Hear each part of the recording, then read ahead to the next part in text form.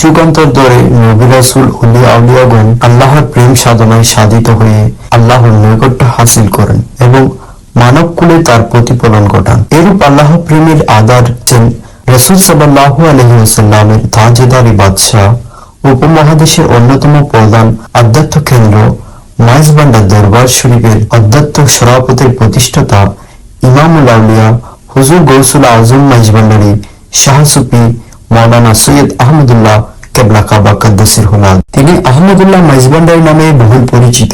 তার অনুসারীগণ যে সকল প্রচার প্রকাশনা বাংলা, আরবি, উর্দু এবং ইংরেজি সহ বিভিন্ন ভাষায় ছাপিয়ে আসছে, তাতে তার নাম গাউসুল আজম হযরত মাওলানা সৈয়দ আহমদুল্লাহ মাইজভান্ডারী কেবলা কাবা কাদ্দাসির হুল আজিজ লিখতে দেখা যায়। এছাড়াও তিনি গাউসুল আজম হযরত কেবলা গাউসুল আজম মাইজভান্ডারী, বড় মাওলানা, খাতামুল ওলাদ, শাইয়্যিদুল্লাহ প্রভৃতি উপনামে পরিচিত।